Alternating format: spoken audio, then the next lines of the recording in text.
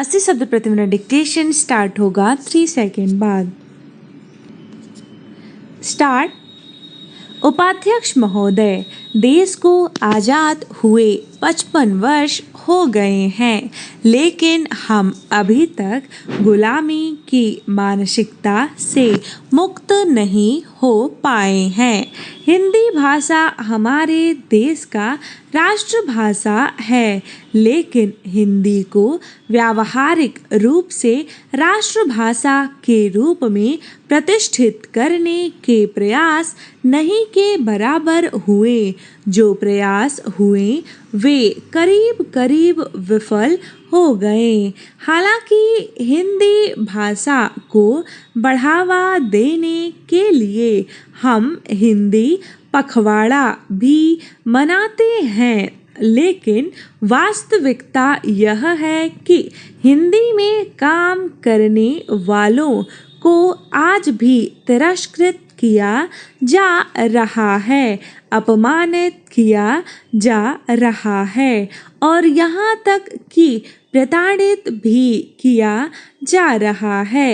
वायुसेना के एक अधिकारी द्वारा हिंदी में काम करने की वजह से उनकी पदोन्नति रोक दी गई है और नौकरी से निकाल दिया गया। इस अधिकारी को तत्कालीन राष्ट्रपति महोदय द्वारा हिंदी में काम करने के लिए पुरस्कृत किया गया था। यह केवल एक व्यक्ति का सवाल नहीं है। राष्ट्रभाषा हिंदी के सम्मान का प्रश्न है।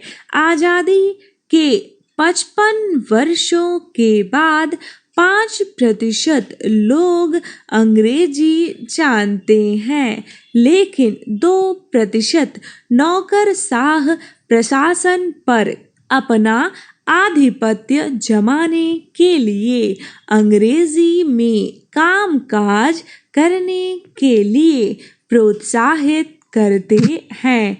इस तरह से हिंदी को हतोत्साहित किया जा रहा है।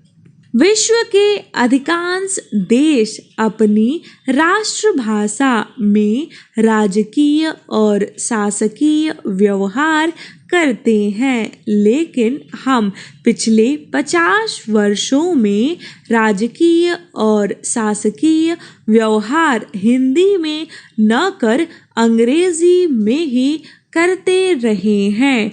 हिंदी को संविधान में राष्ट्रभाषा कहने के साथ यह भी कहा गया था कि अंग्रेजी का उपयोग 15 साल तक थोड़ी सुविधा के लिए देश के अंतर्गत प्रशासन में स्वीकृत होगा, लेकिन अब बहुत समय गुजर गया। मैं आपके माध्यम से आग्रह करना चाहता हूँ कि हिंदी का जो उचित स्थान है वह व्यावहारिक रूप में मिले और इस बात के लिए यह सदन और सरकार प्रयत्न करे।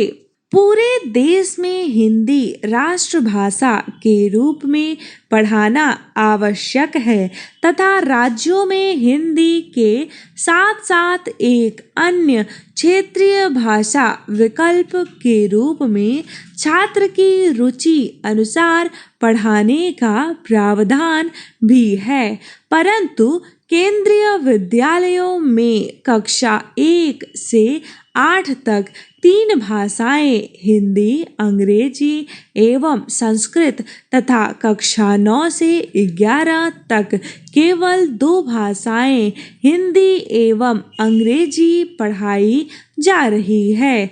भारत के संविधान में उल्लिखित अन्य भाषाओं के संबंध में केंद्रीय विद्यालय संगठन वैकल्पिक भाषा चयन करने का अधिकार छात्रों को नहीं देता है।